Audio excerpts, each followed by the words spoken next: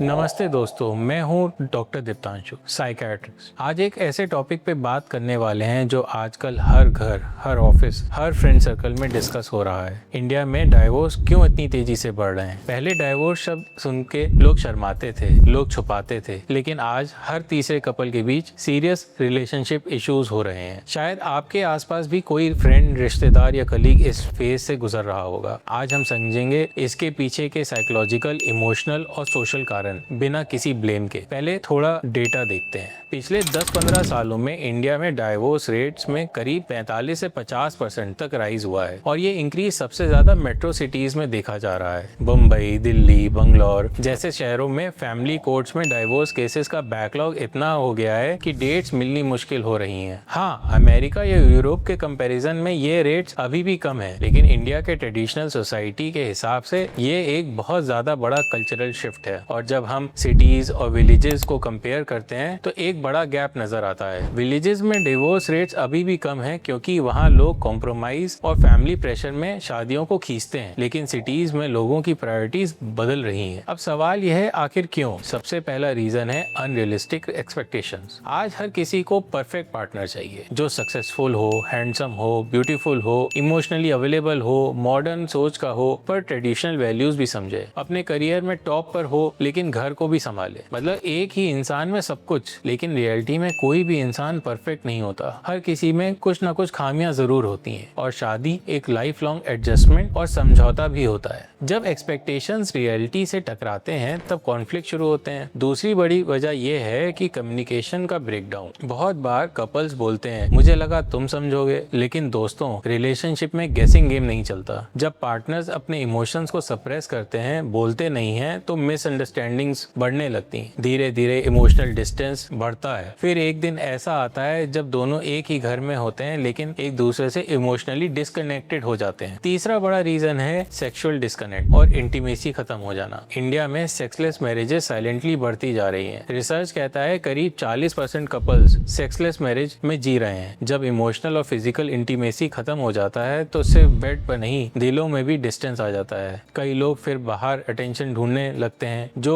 Infidelity तक पहुंच जाता है। चौथा फैक्टर है विमेन एम्पावरमेंट। आज की महिलाएं फाइनेंशियली और इमोशनली स्ट्रांग हैं। पहले जमाने में विमेन कॉम्प्रोमाइज करती थी, सोसाइटी के प्रेशर में चुप रहती थी, लेकिन आज वो अपनी मेंटल हेल्थ और सेल्फ रिस्पेक्ट के लिए स्टैंड लेती हैं। जब उन्हें लगता है कि वो टॉक्सिक रिलेशनशिप में है जहां उनकी डिग्निटी कॉम्प्रोमाइज हो रही है तो वो सेपरेशन चूज करती हैं। पांचवी वजह है सोशल मीडिया का कंपैरिजन ट्रैप। इंस्टाग्राम, फेसबुक और रील्स में लोग दूसरों की परफेक्ट लाइफ देखते हैं, perfect vacations, perfect partners, surprise gifts, और फिर लोग अपने पार्टनर्स को उस अनरियल इमेज से कंपेयर करते हैं। तुमने मेरे लिए ऐसा कब किया? ये डिससेटिस्फैक्शन फाइट्स को फ्यूल करता है। और एक और मेजर रीजन है फैमिली इंटरफेरेंस। इंडिया में शादी सिर्फ दो लोगों की नहीं, दो परिवारों की होती है। पेरेंट्स, इन लॉज जब बाउंड्रीज क्रॉस करते हैं तो कॉन्फ्लिक्ट्स एस्केलेट होने लगते हैं। हर डिसीजन में इंटरफेरेंस और कंट्रोल रिलेशनशिप को वीक बनाता है। यहाँ एक रियल लाइफ इमोशनल स्टोरी मैं आपको बताता हूँ जो मुझे कभी नहीं भूलती। एक कपल मेरे पास काउंसलिंग के लिए आया। प्रिया और रोहित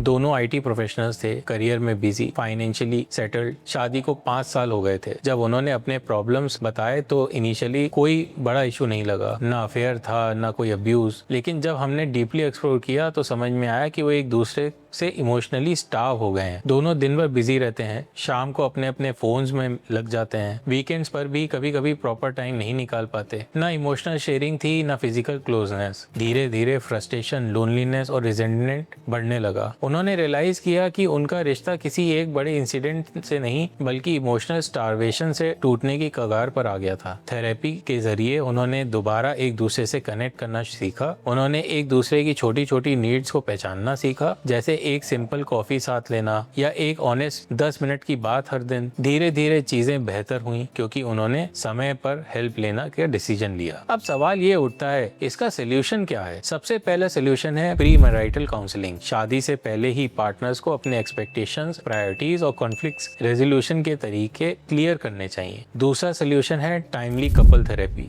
थेरेपी को वीकनेस समझना गलत है, ये मैच्योरिटी का साइन है। एक ट्रेन्ड थेरेपिस्ट आपके बीच मिसअंडरस्टैंडिंग अंडरस्टैंडिंग्स को सिंप्लीफाई करके आपको कनेक्ट करने में मदद करता है। तीसरा सोल्यूशन है डेली कम्युनिकेशन और इंटीमेसी को प्रायोरिटी देना। हर दिन एक ऑनेस्ट बात करना, अपने पार्टनर को अप्रिशिएट करना, ग्रेटिट्यूड एक्सप्रेस करना, ये छोटी छोटी बातें बड़े ब्रेकडाउन होने से रोक सकती हैं। और सबसे इम्पोर्टेंट, रेड फ्लैग्स को इग्नोर मत करिए। अगर किसी रिलेशनशिप में फिजिकल, इमोशनल या फिजिकल अब्यूज हो रहा है तो सबसे पहले अपनी सेफ्टी को प्रायोरिटी दें। अगर आप भी किसी ब्रेकअप, डाइवोर्स या रिलेशनशिप ट्रॉमा से गुजर रहे हैं तो प्लीज मेंटल हेल्थ को इग्नोर मत करिए। थेरेपी लेना एक बहादुरी का काम है, शर्म की बात नहीं। मैंने ब्रेकअप, ट्रॉमा और हीलिंग पे एक डिटेल वीडियो बनाई है जिसका लिंक मैंने डिस्क्रिप्शन में दिया है, जरूर देखिए। अगर आप चाहते हैं कि मैं और वीडियोस बनाऊं रिलेशनशिप पे और हीलिंग पे तो कमेंट में लिखिए हील। और हाँ, चैनल को सब्सक्राइब करना मत भूलना। यहाँ हम लोगों की रियल प्रॉब्लम पे बात करते हैं। मिलते हैं अगले वीडियो में। जय हिंद।